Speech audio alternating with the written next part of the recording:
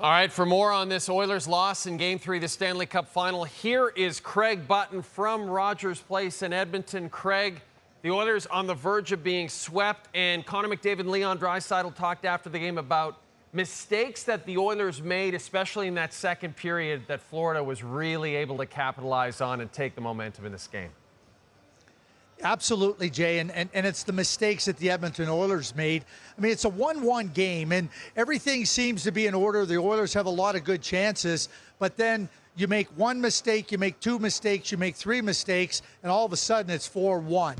So when you start to go to the first mistake is Brent Kulak. I mean, he steps up at the defensive zone blue line. Yes, Skinner misplays the puck behind the net, but because Kulak steps up, that gives Tarasenko a clear passage to the front of the net.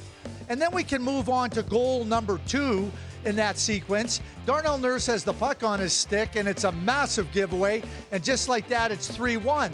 And then to make it 4-1, you got it in the defensive zone. Ekholm steps up. Reinhart makes an unbelievably great pass to Rodriguez. 2-on-1, Barkov in all alone. And just like that, it's 4-1 because the mistakes that the Edmonton Oilers made were fully taken advantage of by the Florida Panthers. And when you're playing a good team at any point in the season, let alone in the Stanley Cup Final, you cannot make these types of mistakes and expect to survive. So for the Edmonton Oilers, you know, they did some good things in this game, but they're going to look back at the major blunders as a big reason they lost this game. And then you mentioned Sasha Barkov, Craig. What a performance. I mean, this guy, we didn't even know he was going to play in this game. We weren't even sure if he would play. He not only plays, he gets a couple of assists, and he looked absolutely, a couple of points rather, and he looked absolutely awesome in Game 3. Yeah, well, and the thing about Sasha Barkov, I mean, he's a complete player.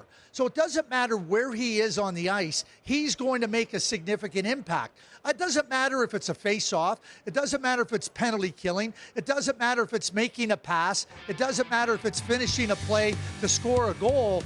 I mean, he's everywhere, and his awareness is exceptional.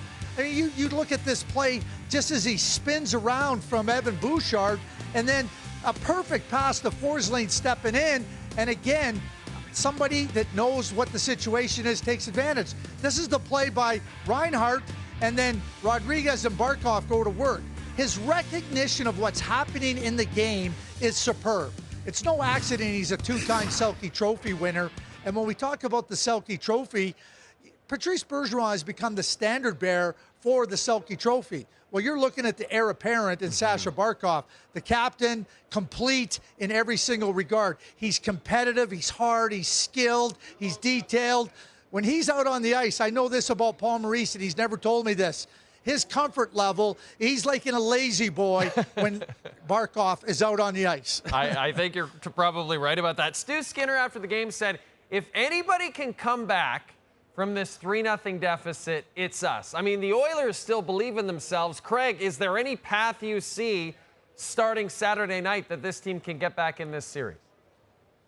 Well, the only thing that matters right now is Saturday in Game 4. That's the only thing that matters. So you don't have to get ahead of yourself. You just got to make sure that what you give on Saturday in Game 4 is everything. You don't want to be able to look back and go, oh, if we had only done this a little bit better, if we'd only given a little bit more in this area, we could have found a way to win. There's nothing left to leave out there. Everything has got to be left on the line for the Edmonton Oilers. When I look at this game, they did some really good things. But one of the things, despite McDavid having some chances and Draisaitl having some chances and Hyman having some chances, think about goals 2 and 3. Broberg shoots the puck. I call it shot thought, T-H-O-T, and it goes off of Mikola's shoulder. And then Kulak, shot thought, deflected by Ryan McLeod. Yeah, they had some good looks, and yes, Bobrovsky was outstanding. But at the same time, they have to look at how they generated 2 goals against a superb goaltender and do a little bit more of that. Obviously, they're going to believe in themselves. All that matters right now is one game, and leave it all out there to give you a chance to get to Game 5. You mentioned Sergei Bobrovsky, just unbelievable once again. Craig, I can't believe 2 years ago you and I were talking about this contract as an albatross on this franchise. Now it looks like he's the front runner for the Conn Smythe. Do you concur? Is he your Conn Smythe pick? Oh, there's no question that he is the Conn Smythe pick at this point in time. I mean, you could make a case for Sasha Barkov, but Bobrovsky has been simply phenomenal. Jay, let's go back to last year's playoffs. At the beginning of the playoffs, he wasn't even starting for the Florida Panthers at the beginning of last year's playoffs. He came in and he was superb in leading them to the Stanley Cup final.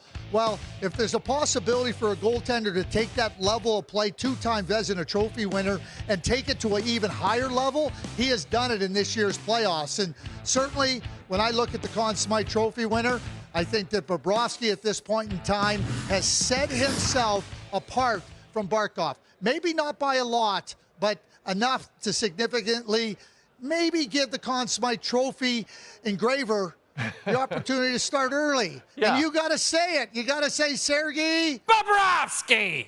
But, I mean, one more time. Craig, and I think Craig might have frozen up. But no, he's back. Craig, Chris Knobloch said after the game, and this is a quote, "I think we've shown that we can beat this team." Do you concur with the Oilers coach on that sentiment?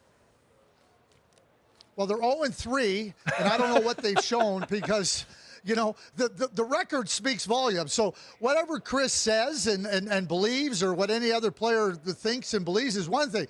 The record clearly shows that the Edmonton Oilers have been incapable of beating the Florida Panthers in this series. Teams have only come back from 3-0 down in the NHL playoffs 4 times in the history of the league, Craig, and only once in the final. If Edmonton's going to be the 5th, it all begins on Saturday night. Craig Button from Rogers Place in Edmonton, thanks for this.